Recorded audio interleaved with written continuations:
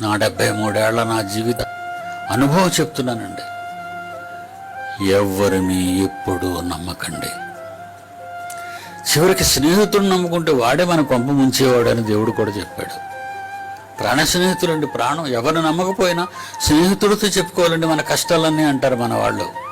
కానీ దేవుడు స్నేహితుడి గురించి ఏమంటున్నాడో తెలుసా? స్నేహితుని యందు నమ్మిక ఉంచవద్దు.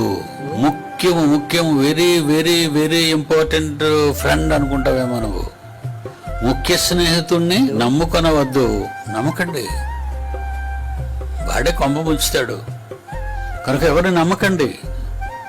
సమయం వచ్చిందా నిన్ను ఎక్కడ ముంచాలో అక్కడే ముంచుతారు. వాళ్ళేనండి. నువ్వు నమ్మిన వాళ్లే, నీ ప్రాణం అనుకున్న వాళ్లే, నీ ప్రాణ స్నేహితులే. బైబిల్ ప్రకారంగా చెప్తున్నాను నేనంతా, నా సొంతంగా నేనేం ఊహించి చెప్పటం లేదు.